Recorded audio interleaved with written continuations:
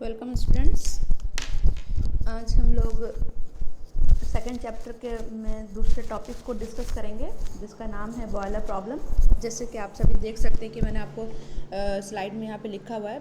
Boiler को हिंदी में वाष्पक बोलते हैं, जिसमें हम मतलब पानी को गर्म करके वाष्प में कन्वर्ट करते हैं। ये एक ऐसा पात्र होता है जिसमें पानी को गर्म किया जाता है और उसको भाप में बदला जाता है। ठीक है, तो सबसे पहले आपको याद होगा मैंने आपको जो पहला चैप्टर जो पढ़ाया था हार्डनेस ऑफ वाटर, जिसमें हम पानी की कठोरता के बारे में बात की थी कि जल की कठोरता क्यों होती है, किन किन कारणों से होती है, कैसे बाइकार्बोनेट सल्फेट और क्लोराइड जैसे लवण अगर कैल्शियम मैग्नीशियम के मिल जाते हैं तो पानी को कठोर बनाते हैं। तो आज हम लोग उसी का क्रम से बात करें कि अगर पानी कठोर हो और ऐसे पानी को अगर हम बॉयलर में इस्तेमाल करें वाष्प बनाने के लिए, वेपर बनाने के लिए, तो क्या क्या दिक्कतें आती है आज हम लोग उसको डिस्कस करेंगे। ठीक है, तो मेजरली आपके सिलेबस में 5 प्रॉब्लम्स को पढ़ना है, तो हम लोग डिटेल में उसको जानेंगे कि वो प्रॉब्लम क्यों होती है और उसको साथ ही साथ हम उसको कैसे रेक्टिफाई करें, उसको कैसे मतलब दूर करें। तो चलिए स्टार्ट करते हैं लेक्चर हमारा। तो जैसे आप जान रहे हैं कि मैं बता दूं कि बॉयलर में जो हम पानी यूज़ करते हैं वो पानी आपका कैसा होना चाहिए। तो सबसे पहले it should have the following composition. It hardness should be below 0.2 ppm, यानी वो मृदु जल होना चाहिए, सॉफ्ट होना चाहिए। आपको याद होगा मैंने आपको पिछले स्लाइड में क्लास में बताया था, एक स्लॉट दिया था कि 60 mg पर लीटर 60 ppm से अगर नीचे अगर पानी की कठोरता तो उसको हम मृदु जल बोलते हैं। तो कुल मिला के हम बॉयलर में जो पानी इस्तेमाल करेंगे वो मृदु जल होना चाहिए, उसमें कठोरता या किसी भी प्रकार का लवण नहीं होना चाहिए। ठीक है, it caustic alkalinity due to OH ion. अगर उसमें एल्कानिटी है पानी में तो वो हाइड्रोक्साइड आयन की वजह से होनी चाहिए, कार्बोनेट या बाइकार्बोनेट की वजह से नहीं होनी चाहिए, क्योंकि बाइकार्बोनेट और कार्बोनेट आयन्स ऐसे होते हैं जब पानी को बॉयल किया जाता है तो वो पानी से अलग होकर नीचे पात्र में जमा हो जाते हैं और उससे बॉयलर की एफिशिएंसी, उसकी कार्य क्षमता वो कम हो जाती है। ठीक है, और it should alkalinity due to sodium carbonate should be 0.5 to 1 ppm। और अगर कार्बोनेट मौजूद भी है, मगर एल्कानिटी सोडियम कार्बोनेट की वजह से मौजूद भी है, तो उसकी जो कंसनट्रेशन घनत्व की बात करें, मतलब तो सांद्रता जिसको हम बोलते हैं, वो 0.5 से 1 ppm के बीच होनी चाहिए, उससे ज़्यादा नहीं होनी चाहिए। अगर उससे ज़्यादा होगी तो फिर बॉयलर में बहुत सारी दिक्कतें आएंगी, जिसको हम लोग अभी नेक्स्ट पढ़ेंगे।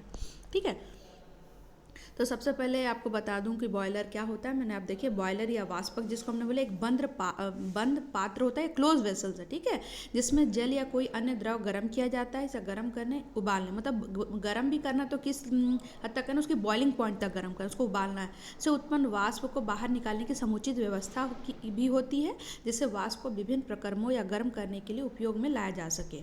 इसके डिज़ाइन इस प्रकार की होती है कि गर्म करने पर कम से कम ऊष्मा बर्बाद हो तथा यह वाष्प का दाब भी सहन कर सके। मतलब कुल मिला के आप ये समझ लिए कि एक ऐसा क्लोज वेसल है जिसमें हम वाटर हो गया, जनरली वाटर को ही यूज़ किया जाता है बॉयल करके, और स्टीम जनरेट की जाती है और उस स्टीम को प्रॉपर यूटिलाइज़ किया जाता है डिफरेंट पर्पज़ के लिए, चाहे वो मतलब इलेक्ट्रिसिटी जनरेट करना हो या किसी चीज़ हवा को गर्म करना हो या डिफरेंट पर्पसेस के लिए, मतलब उस स्टीम का यूज़ होता है। तो अब आप ये तो समझ गए कि बॉयलर में नॉर्मली जहाँ तक मैक्सिमम केसेस में इंडस्ट्रीज़ में बॉयलर के अंदर पानी ही इस्तेमाल किया जाता है वाष्प में बदलने के लिए, और फिर उस वाष्प का विभिन्न तरीके से उस वाटर वेपर का प्रयोग किया जाता है, चाहे बिजली बनाएं, चाहे हवा को गर्म करें, या इंडस्ट्री या शुगर इंडस्ट्री या पेपर इंडस्ट्रीज में उसमें अलग अलग काम में लाया जाता है। ठीक है, तो चलिए हम लोग जान लेते हैं कि मेजर कौन कौन से प्रॉब्लम्स आपको पढ़ने हैं। तो स्लज एंड स्केल है, फोमिंग, क्रोजन, कास्टिंग, इम्ब्रिटलमेंट और प्रिमिंग। ये कुछ ऐसे प्रॉब्लम्स हैं जो बॉयलर्स में आते हैं। तो ये क्या है मैं इनको डिटेल में आपको डिस्कस करूँगी। चलिए तो स्टार्ट करते हैं। जैसे कि देखिए मैंने दिया हुआ है जो 5 मेजर प्रॉब्लम्स होते हैं बॉयलर के अंदर, उसी का यहाँ पे नाम दिया हुआ है, एक एक करके हम जानेंगे। पहले जान लेते हैं प्रिमिंग क्या है। ठीक है, इसका डेफिनेशन है, तो priming is the violent action of boiler water resulting in water sludge getting injected in the steam. When the steam is produced rapidly in the boiler, some droplets of water are carried along with the steam, resulting into the formation of wet steam. This phenomenon termed as priming. आपको simple शब्दों में ये समझाऊँ तो क्या होता है, जब पानी को हम गर्म करते हैं तो कभी कभी क्या होता है, वाप के साथ कुछ वाटर ड्रॉपलेट्स भी साथ में ऊपर की तरफ उठने लगते हैं। तो जब ये भाप को जब हम दूसरे सेक्शंस में डालते हैं तो पानी की जो अचानक से बूंदें उस भाप के साथ आती हैं, तो एक अलग तरह का वायलेंट, मतलब एक जनरेट होता है जिसको हम प्रीमिंग बोलते हैं। ठीक है, उसका कुछ फिगर मैं आपको इस तरीके से दिखा सकती हूँ कि देखिए यहाँ पे हो क्या रहा है, पानी, एक बॉयलर है जिसमें पानी गर्म हो रहा है और पानी गर्म होने के साथ भाप के साथ कुछ वाटर की बूंदें भी साथ में चली जाती हैं। तो जब ये दूसरे स्टीम जैसे हीटर स्टीम हेडर में अगर ये पहुँचे तो वहाँ पे जब पानी की बूंदें जब भाप के साथ पहुँचे तो एक अलग तरह का वॉलेंट प्रोड्यूस होता है जिसको हम बोलते हैं प्रीमिंग। ठीक है, अब इससे दिक्कत क्या आती है, प्रॉब्लम्स क्या है प्रीमिंग, तो deposit on the wall which में causes overheating and corrosion. अब क्या होता है, जब ये पानी की बूंदें दूसरे पाइप्स में भाप के साथ चली जाती हैं तो वहाँ पे संक्षारण का कारण बन जाती हैं।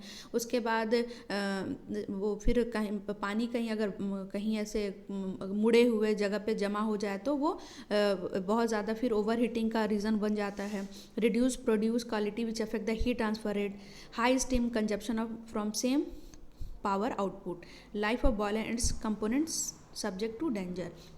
अब जब पानी की बूंदें स्टीम वाले सेक्शन यानी वाटर भाप जहाँ पे सिर्फ भाप को होना था, अगर वो पानी की बूंदें वहाँ पहुँच जाती हैं तो पहला तो ये हो जाता है कि अगर वो मतलब जंग लगने का, पाइप्स में जंग लगने की संभावना ज़्यादा बढ़ जाती है। साथ ही साथ वो बूंदें अगर कहीं ब्लॉक्स में अगर फंस जाए तो वहाँ पर क्या होता है कि अगर वहाँ वहीं रहेंगी तो फिर वो भाप में नहीं कन्वर्ट हुए तो उसको फिर आपको एक्स्ट्रा ऊर्जा देनी पड़ेगी ताकि वो पानी जो साथ में मतलब वाटर भाप के साथ चला गया है उसमें आपको एक्स्ट्रा हीट देनी होगी ताकि वो पानी भी भाप में बदल सके, वाटर वेपर में कन्वर्ट हो सके। यानी आपको एडिशनल ऊर्जा की खपत होगा। साथ ही साथ फिर आपको जितनी मात्रा में आउटपुट में स्टीम मिलना चाहिए था, वाटर वेपर मिलना चाहिए, वो नहीं मिल रहा है क्योंकि वो तो क्योंकि कुछ पोर्शन आपका वेपर का नहीं बल्कि लिक्विड के फॉर्म में आ गया है। तो उसमें आपको आउटपुट यानी जो मतलब उत्पादन है वाटर वेपर की उसमें भी कमी आ जाती है। तो ये कुछ ऐसी दिक्कतें हैं कि जो बॉयलर में प्रीमिंग की वजह से होती है। ठीक है, अब आते हैं इसका सोल्यूशन क्या कि किस तरीके प्रीमिंग को हम कम कर सकते हैं। तो maintain low level of water in the boiler, यानी जिस पात्र में आप पानी गर्म करें उस पानी में बहुत ज़्यादा ऊपर तक नहीं रखना है, इतना स्पेस देना है ताकि जो पानी की बूंदें भी अगर भापर के साथ उठे तो वो बहुत ऊपर तक ना जा पाए बल्कि वापस से वो फिर पात्र में ही चले आए। यानी आपको जो वाटर का जो लेवल है उसको नीचे रखना, बहुत ऊपर तक नहीं रखना बॉयलर के अंदर। ठीक है, ensure efficient filtration of water use in the boiler. साथ ही साथ जब स्टीम जनरेट होकर दूसरे सेक्शन में जा रहा होता है तो वहाँ पे एक फ़िल्टर लगा दिया जाए ताकि पानी की जो बूंदें हैं या जो लिक्विड फॉर्म ऑफ वाटर है वो दूसरे सेक्शन में ना पहुँच पाए, सिर्फ वहाँ से उस फिल्टर से सिर्फ वाटर वेपर ही निकल पाए। इस तरह का फ़िल्टर लगाना ज़रूरी है। Blow off the sludge from time to time. उसके बाद क्या करें, जो भी किसी प्रकार का वाटर ड्रॉपलेट्स अगर पाइप में आ गया तो उसको ऐसे टेक्निक यूज़ करके उसको मतलब हटा दिया जाए, रिमूव कर दिया जाए। ठीक है, controlling rapid change in the flow velocity. अब जो कन्वर्शन हो रहा है उसकी स्पीड को कंट्रोल किया जाए ताकि जब वाटर वेपर में कन्वर्ट हो रहा है और फिर उसका फिर वाटर वेपर का फिर दूसरे सेक्शन में जो मतलब स्टीम हेडर में जाने का जो पार्ट है वहाँ पर प्रोसेस को कंट्रोल करने की तकनीक अपनानी ज़रूरी है। ठीक है, तो ये कुछ ऐसे सोल्यूशन है जो हम कर सकते हैं तो प्रीमिंग से बचा जा सकता है। नेक्स्ट आते हैं फोमिंग। फोमिंग का मतलब आप सभी जानते हैं झाग का बनना। ठीक है, तो झाग आप सभी देखें पानी में जनरली जब आप पानी गर्म करेंगे तो कुछ सेक्शन में झाग बनते हैं, उसी को हम फोमिंग बोलते हैं। तो formation of layer of froth on stable form on the surface of water is term as foaming. जैसे मैंने कहा कि पानी की सतह पर झाग का बनना जो होता है ऊपरी सतह पर, उसी को हम फोमिंग का नाम देते हैं। अब इससे प्रॉब्लम क्या होता है और उसका कैसे निराकरण करें उसको समझिए। बॉयलर में अगर झाग बन रहा है तो उससे क्या दिक्कत आएगी। तो फोमिंग और soap like structure reduce the surface tension of water significantly, this decrease the boiler efficiency, fluctuation in water level, water hammer problem और can lead to the contamination scaling.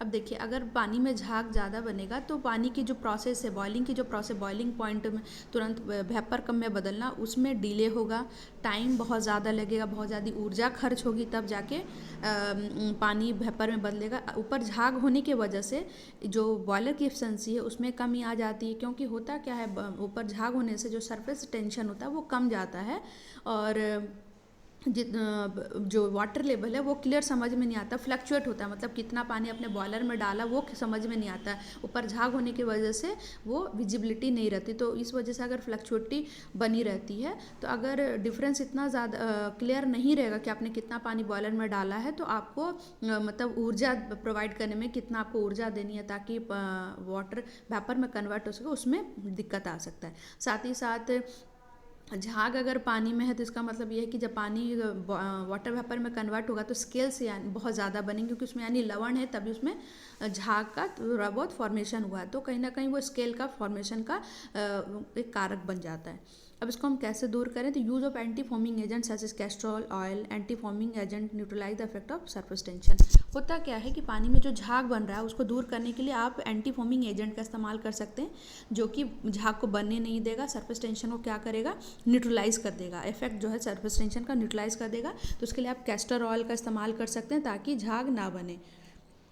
ठीक है। Proper treatment of water before entering into the boiler in order to remove the foaming agent such as oil and alkali.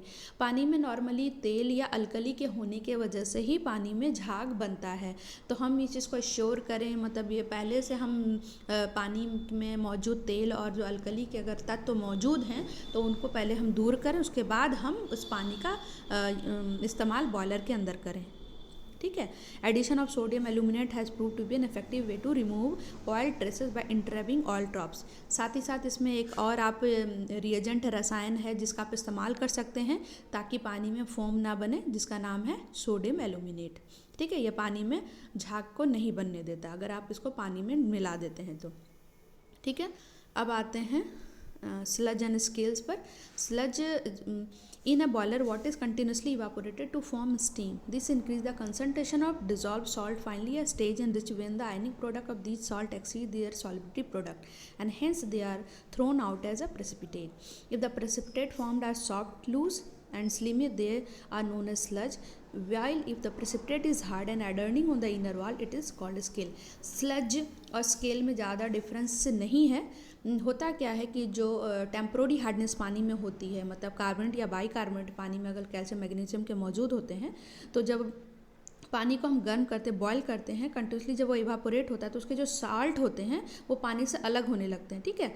और उसके बाद एक ऐसा situation आता है कि मतलब जो वाटर में सेचुरेशन पॉइंट आ गया, मतलब उसके बाद से पानी में ये जो सॉल्ट निकल रहे हैं वो घुलेंगे नहीं, तो वो क्या होते हैं, फाइन पार्टिकल्स के फॉर्म में पानी में तैरने लगते हैं। तो अगर वो फाइन्स और लूज पार्टिकल्स से सॉफ्ट हैं तो उसको हम स्लज बोलेंगे, और यही नीचे अगर प्रेसिपिटेट के फॉर्म में अवच्छेद के रूप में जमा हो जाए और हार्ड हो जाए तो यही स्केल कहलाते हैं। ठीक है। तो ये तो हो गया मतलब नॉर्मली आपको बता दूं, स्लज और स्केल पानी की जो टेम्प्रोरी हार्डनेस होते हैं, पानी में अगर कैल्शियम मैग्नीशियम के कार्बोनेट बाइकार्बोनेट की मात्रा अगर ज़्यादा है तो स्केल और स्लज पानी में ज़्यादा बनेंगे, बॉयलर के अंदर इसका निर्माण ज़्यादा होगा। तो अब आते हैं स्लज, जैसे अभी मैंने बताया सॉफ्ट लूजी प्रेसिपिटेट है। ठीक है। अब ये किन कारणों से होता है मैं अभी बता दूं कि मैग्नीशियम देखिए, carbonate magnesium chloride calcium chloride ये सब के अगर मौजूद हों तो ये पानी को क्या करते हैं, स्लज बनाने में ज़्यादा मतलब इनका योगदान होता है। अब इसका डिसएडवांटेज क्या है, sludge are poor conductor of heat so they tend to waste a portion of heat generated. अब आपको बता दूं, स्लज अगर पानी में ज़्यादा बन गया, अगर ज़्यादा मतलब फाइन पार्टिकल्स पानी में तैर रहे हैं तो वो क्या करेंगे, बहुत ज़्यादा हीट यूज़ करेंगे, क्योंकि बैड कंडक्टर ऑफ हीट है, तो आपको अत्यधिक ऊर्जा देनी पड़ेगी ताकि पानी वेपर में बदले, और ये एक ऑब्स्टिकल के रूप में काम करते हैं, आपकी अननेसेसरी एक्स्ट्रा ऊर्जा ताप के रूप में बर्बाद होती है। If sludge are formed along with the scale, they form gator entrapped in the latter and both get deposited in the scale. अब बहुत ज़्यादा गर्म होने के बाद क्या होता है, धीरे धीरे मतलब ये आपस में मिक्स जो स्लिमी लूजी पार्टिकल्स जो होते हैं स्केल स्लज के, वो आपस में जुड़ के नीचे जमा होने लगते हैं, और जब ये प्रेसिपिटेट बहुत हार्ड हो जाते हैं, एडर्न हो जाते हैं, तो स्केल का रूप ले लेते हैं। और स्केल जब पात में जमा होने लग जाए तो बॉयलर की जो क्षमता है उसको पूरी तरीके से घटा देता है, आपको बहुत अत्यधिक ऊर्जा भी लगानी पड़ती है ताकि बॉयलर गर्म हो, उसके बाद उसके अंदर में जो पानी है वो भाप में बदले, तो आपको अननेसेसरी उसके बाद जो पात्र की जो कार्य क्षमता वो घटती है। और कभी कभी क्या होता है, पाइप्स में जो बॉयलर के जो मुड़े हुए पार्ट्स होते हैं या पाइप्स होते हैं वहाँ पे ये जाके जमा हो जाते हैं, तो जिससे संक्षारण का भी खतरा, चोकिंग का खतरा, चोकिंग का मतलब होता है मतलब वहाँ पे कचरा ऐसा जाम हो जाना कि उसे आप प्रॉपर मतलब उसमें से पानी या किसी भी प्रकार का तरल पदार्थ बाहर का ना आना। चोक होना का मतलब जाम हो जाना, ठीक है। ऐसे भी सिचुएशन हो जाती है, पाइप चोक हो जाता है, तो आपको फिर उस कंडीशन में क्या होता है, उस पाइप को आपको अलग करना पड़ेगा, आपको फ्रेश पाइप लगानी होगी, तो अननेसेसरी आपको मेंटेनेंस का और रिपेयरिंग का खर्चा भी बढ़ जाता है, ठीक है। अब इसका सोल्यूशन क्या है, बाय यूजिंग, सबसे सिंपल इसका हल ये है कि आपको कठोर जल या हार्ड वाटर इस्तेमाल ही नहीं करना, बल्कि मृदु जल, सॉफ्ट वाटर का इस्तेमाल करना है, ताकि उसमें किसी भी प्रकार का लवण ही ना मौजूद हो, ताकि जब हम पानी को गर्म करें तो ऐसे ऐसे लूजी पार्टिकल्स, फाइन पार्टिकल्स का बनेंगे ही नहीं ना, तो जब वो होंगे ही नहीं तो पानी में इस तरह के स्केल और स्लज का फॉर्मेशन नहीं होगा, ठीक है। उसके बाद टाइम टू टाइम क्या करना है, जैसे स्लज और स्केल्स का फॉर्मेशन हो रहा है तुरंत उसको सफाई करना है, उसको तो टाइम टू टाइम रिमूव करना है, अलग करना है, ताकि वो नीचे जमा हो ही ना। अगर वो नीचे स्टिक हो गया, जमा हो गया, तो वो बहुत ज़्यादा खर्चा हो जाता है, लागत हो जाता है उसको साफ करना। तो पहले जब लूज पार्टिकल्स के फॉर्म में यानी स्केल स्लज के फॉर्म में, उसी समय आपको मतलब अलग अलग तकनीक इस्तेमाल करके उसको वहाँ से निकाल लेना, साफ़ कर लेना है, फिल्टर का यूज़ करके उसको अलग कर लेना, ठीक है। और अगर स्केल्स हो गए तो स्केल को क्या करना है, हैमर्स मतलब आपको कुछ टूल्स लेके उसको पीट कर उसके सारे जितने भी स्केल्स नीचे जमा हुए हैं उसको निकाल लेना है, ताकि बॉयलर्स की जो एफिशिएंसी वो बढ़ जाए, ठीक है। अब देखिए स्केल जो मैं बात करी थी, अब देखिए यहाँ पे दो इमेज आपको दिखाई दे रही होगी, पानी में देखिए जमा होने की वजह से कैसे वो पाइप्स, एक तरफ आप देखिए कितना स्मूथ पाइप आपको दिखाई दे रहा है, और दूसरी पर वहाँ पे ही पानी गर्म होने की वजह से जब ये जमा हो गया है, तो जैसे हमारे घर के जो पानी गर्म करने वाले जो पात्र वैसे नीचे जमा हो गया, कैसे स्केल्स बन जाता है, सेम वही चीज़ यहाँ पर आपको देखने को मिल रही है, ठीक है। तो आपको बता दूं, नॉर्मली स्केल्स जो बनते हैं वो कैल्शियम मैग्नीशियम के सॉल्ट से ही बनते हैं, और फॉर्म एक sulphate and carbon. Maximum cases में देखा गया है कि स्केल मतलब हार्ड जो पार्टिकल्स प्रेसिपिटेट होकर नीचे सेटल डाउन होते हैं और डिपॉजिट होने लगते हैं बॉयलर के इनर वॉल पे, वो सल्फेट और कार्बोनेट सॉल्ट होते हैं कैल्शियम और मैग्नीशियम के, ठीक है। और आपको बता दूं ये हाईली इनसॉल्युबल इन वाटर, ये पानी में घुलते नहीं है बल्कि नीचे जमा हो जाते हैं, और स्केल के और वो मतलब पात्र के में जो भी वेसल्स आप बॉयलर के फॉर्म में इस्तेमाल करें उसमें जमा होकर एक मोटी सी हार्ड परत बना लेते हैं, जिसको हम स्केल बोलते हैं। अब जैसे इससे क्या दिक्कत आ रही है, जैसे मैंने आपको बताया कि बॉयलर की जो एफिशिएंसी वो घट जाएगी, आपको अत्यधिक ऊर्जा देनी पड़ेगी, तब जाके मतलब उसके अंदर पानी का गर्म होने का जो प्रोसेस वो होगा, ठीक है। कभी कभी ये जब स्केल कहीं पाइप्स में जाके या बेंडिंग पार्ट्स में जाके जमा हो जाते हैं तो वहाँ पे वो क्या एक संक्षारण का रूप ले लेते हैं, चोकिंग का कारण बन जाते हैं, और कभी कभी तो पाइप्स में फ्लो है वो कम हो जाता है। तो इस तरीके से बहुत जो हमको उत्पादन होना चाहिए, जो लागत हम जितना हम ऊर्जा दे रहे हैं उस हिसाब से हमको उतना आउटपुट नहीं आता, ठीक है। अब इसका सोल्यूशन क्या है, तो पानी को डालने से पहले हम उसका ट्रीटमेंट कर लें, उसको हम इंश्योर कर लें कि जो पानी का हम इस्तेमाल करें बॉयलर में वो सॉफ्ट है, उसमें किसी भी प्रकार का कैल्शियम और मैग्नीशियम का कार्बोनेट या सल्फेट मौजूद नहीं है, ठीक है। उसके बाद स्टॉप एंटी प्रिमिंग जितना भी है उसमें हम एजेंट का इस्तेमाल करें। पानी में अगर स्केल्स स्लज बन रहे हैं उसको टाइम टू टाइम उसको रिमूव कर लें, ताकि स्केल्स का फॉर्मेशन ना हो, ठीक है। और उसके बाद maintain steam stop valve should be open gradually. उसके बाद जो हम स्टीम जनरेट कर रहे हैं उसको टाइम टू टाइम क्या करें, उसके वाल्व को ऑपरेट करें, ताकि हमको जितना स्टीम जनरेट हो रहा है वो तुरंत बाहर निकल जाए, है ना। तो ये कुछ तरीके हैं जिसके द्वारा हम स्केल का फॉर्मेशन को रोक सकते हैं। अब आते हैं हम लोग कास्टिंग एम्ब्रिटलमेंट में। ये भी एक तरह का दिक्कत है जो कि बॉयलर के अंदर, ये देखिए पाइप कास्टिक के एम्ब्रिटलमेंट की वजह से ये टूट गया है, यहाँ पे पूरा सड़ के पूरा का पूरा देखिए पाइप पूरी टूट गई है, एकदम जंग जैसा हो गया है। Was first use to describe the cracking of riveted mild steel boiler. Steel boiler का जो पाइप्स था उसके वैसे टूट जाने की वजह को ही सबसे पहले रिपोर्ट किया गया था। और ये नॉर्मली होता क्या, पानी में अगर हाइड्रोक्साइड की मात्रा ज़्यादा हो तब इस तरह की परेशानी इस का स्ट्रेस कोरोजन देखने को मिलता है। ठीक है, तो और ज़्यादा देखा गया कि अगर हाइड्रोक्साइड की मात्रा पानी में ज़्यादा और पानी अगर 200 से 250 डिग्री फ़ारेनहाइट पे डिग्री सेल्सियस पे अगर वो गर्म हो रहा है तो ऐसे तापमान पर इसका प्रभाव सबसे ज़्यादा देखने को मिलता है। ठीक है, तो अब ये कॉज क्या है? Water evaporates in boiler that concentrate of sodium carbonate increase in the boiler in high pressure boiler. Sodium carbonate used in softening of water by lime soda process.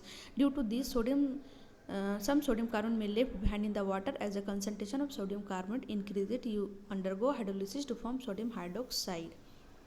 The present sodium hydroxide make the water alkaline. These alkaline water intermediates crack present in the inner wall of the boiler by capillary action. Inside the crack, the water evaporate and the amount of hydroxide keep increasing progressively. These hydroxide keep concentrated area with high stress work as anode and dilute area work as cathode. As no sodium hydroxide attack the surrounding material and then dissolve the iron of the boiler as sodium ferrate, forming rust. These cause embrittlement of boiler part like rivet, bend and joint which are under stress.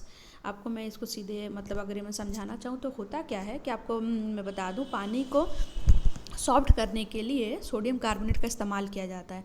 ठीक है, तो sodium carbonate का इस्तेमाल करने की वजह से जब हमने पानी को तो सॉफ्ट बना लिया और ऐसे पानी को जब इस्तेमाल करते हैं इसमें सोडियम कार्बोनेट की मात्रा मिली हुई है, तो जब हम पानी को गर्म करते हैं तो होता क्या, पानी तो सॉफ्ट हो जाता है पर सोडियम कार्बोनेट की कंसनट्रेशन पानी में बढ़ती चली जाती है।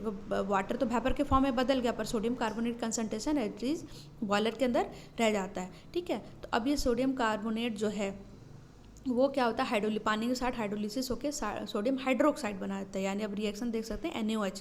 अब ये सोडियम हाइड्रोक्साइड जो बेंट जगह पे कैपिलरी या पाइप्स में जाकर जमा होने लगता है कंटिन्यूस, चूँकि बॉइलिंग प्रोसेस हो रही होती है, तो वहाँ पर होता क्या है कि जहाँ पर सोडियम हाइड्रोक्साइड की कंसनट्रेशन ज़्यादा है और जहाँ पर कंसनट्रेशन कम है, उन दोनों के बीच में एक तरह का मतलब टेम्प्रोरी इलेक्ट्रोलाइटिक सेल डेवलप हो जाता है। और इस तरीके से वो होता क्या है कि जो हाइड्रोक्साइड आयन है वो मतलब अब जब इलेक्ट्रोलाइटिक सेल हो गया तो जो डाइल्यूट एरिया से मैंने बोला वो कैथोड बन गया और जो कॉन्सेंट्रेटेड एरिया है वो वहाँ पे बन गया एनोड। तो एट एनोड वाले पार्ट जहाँ पे कंसनट्रेशन ज़्यादा है, स्ट्रेस ज़्यादा है, तो sodium hydroxide attack the surrounding material. तो अब मान लीजिए जो पाइप्स नॉर्मली लोहे का बना होता है तो वहाँ पर सोडियम हाइड्रोक्साइड सीधे उसको अटैक करता है। तो आयरन का नॉर्मली बना होता है जो भी बॉयलर, मैक्सिमम केसेस में बॉयलर जो होते हैं वो आयरन के बने, तो वो क्या करता है उनको अटैक करके यानी उनके साथ रासायनिक क्रिया करके सोडियम फेरेट बना देता है। और इस तरीके से पानी जो लोहे के जो पात्र होते हैं, बॉयलर का जो पाइप्स होता है या मोड़ जहाँ जॉइंट होता है वहाँ पे जंग लगना चालू होता है और कुछ क्षणों के बाद वो पाइप टूट जाती है, संक्षारित हो जाती है और फिर धीरे धीरे आसपास के पूरे पात्र को वो संक्षारित कर देता है। इसी चीज़ को हम बोलते हैं कास्टिक एम्ब्रिटलमेंट। अब इसका सोल्यूशन क्या है? This can be prevented by using sodium phosphate instead of sodium carbonate. अब इसका सबसे बेहतरीन हल ये है कि हम सोडियम कार्बोनेट का इस्तेमाल ना करके सोडियम फॉस्फेट का इस्तेमाल करें पानी को सॉफ्ट करने के लिए, मृदु जल बनाने के लिए। तो उससे क्या होगा कि पानी में इस तरह का सोडियम कार्बोनेट पानी में मौजूद ही नहीं रहेगा, किसी प्रकार का हाइड्रोक्साइड का फॉर्मेशन नहीं होगा। और जब ये हाइड्रोक्साइड पानी में नहीं होंगे तो ऐसे जो एक कास्टिक एम्ब्रिटलमेंट की जो संभावना है वो कम हो जाएगी। ठीक है,